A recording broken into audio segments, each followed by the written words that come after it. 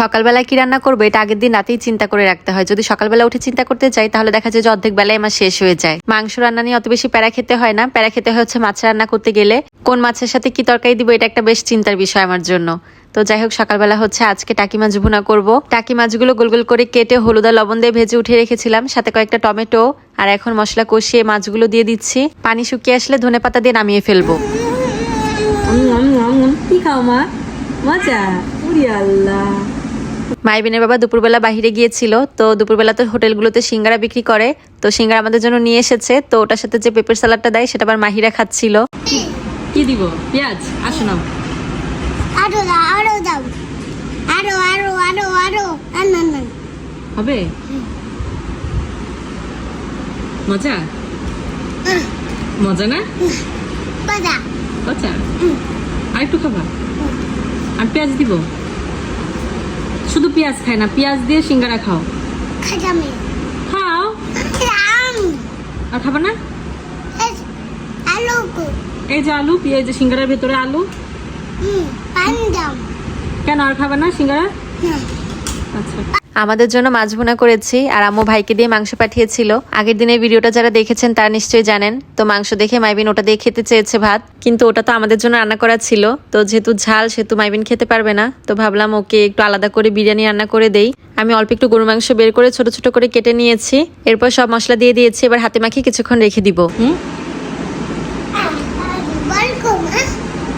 বল কোথায় বাবা?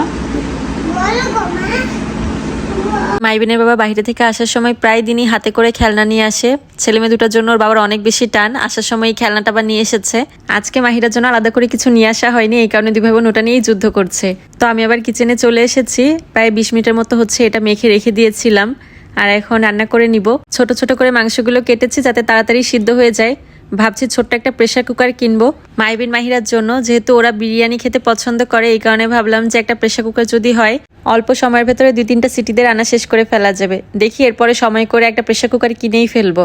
মাংসে যে পানি দিয়েছিলাম সে পানিটা শুকিয়ে এসেছে। এবার চালগুলো আমি আগে থেকে ভিজিয়ে রেখেছিলাম সেটা দিয়ে দিয়েছি। চালগুলো ভিজিয়ে রাখলে বিরিয়ানিটা ঝরঝরা হবে। আর এখন পরিমাণ মতো পানি দিয়ে ঢেকে রেখে দিব। তো এর ভেতরে আমি 2-3 চামচের মতো গুঁড়া দুধ দিয়েছি আর কয়েকটা কিশমিশ দিয়েছি। নামানোর আগে দিয়ে একটু ঘি আর কেওড়া জল দিয়ে নামিয়ে ফেলেছিলাম। তো রান্না কিন্তু শেষ, সময় বেশি হয়ে গিয়েছিল, এই কারণে আগে ওদের খাইয়ে দিব।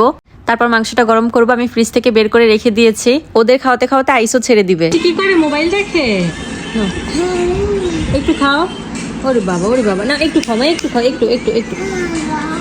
দুই ভাই বোনকে 3 বেলা খাওয়াতে আমার প্রতিদিন 3 ঘন্টা করে সময় লাগে। মাঝে মাঝে যখন ধৈর্য কুলায় না, তখন দেখা যায় যে অর্ধেক খাবার রেখে আমি হাত ধুয়ে ফেলি। তো যাই হোক, মাংসটা থেকে আইস ছেড়ে দিয়েছে।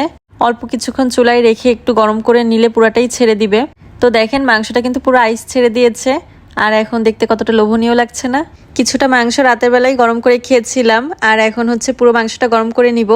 এর ভেতরে যে হাড্ডিগুলো আছে আমি এগুলো সব আলাদা করে ফেলবো। এমনিতেই কিন্তু জাল দিতে দিতে হাড্ডি থেকে মাংসগুলো সব আলাদা হয়ে গিয়েছে, এবার শুধু আমি হাড্ডিগুলো আলাদা করে ফেলবো। তো এই তো দেখেন এখন যে মাংস আছে এতে কিন্তু আর একটু হাড্ডি নেই, একদম ঝুরা মাংস। আর এটা খেতে যে কি মজা! দুপুরবেলা ওই ঝুরা মাংসটা দিয়ে মজা করে অনেকগুলো ভাত খেয়েছি। মাইবিনের বাবাও এর ভেতরে মাইবিনের বাইকটা নিয়ে চলে এসেছে। আচ্ছা ধরো, দাদারে শক্ত করে ধরো। এই তো শক্ত করে ধরো। হ্যাঁ ঠিক আছে,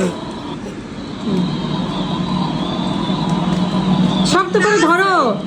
দাদাকে ধরো শক্ত করে। হ্যাঁ দাদাকে শক্ত করে ধরো, ঠিক আছে? না মাইবিন চলো, সামনে চলো। বাইকের চার্জারটা নষ্ট করে ফেলাতে অনেকদিন ধরে বাইকটা এমনিই পড়েছিল। তো আজকে যেহেতু ঠিক করে নিয়ে এসেছে, দুই ভাই বোন কি খুশিতে তো দেখেন দুই ভাই বোন কিভাবে লাফাচ্ছে। ভিডিওটা আজকে এখানেই শেষ করে দিচ্ছি। ভালো লাগলে একটা শেয়ার করে দিবেন। সবাই ভালো থাকবেন। আল্লাহ হাফেজ।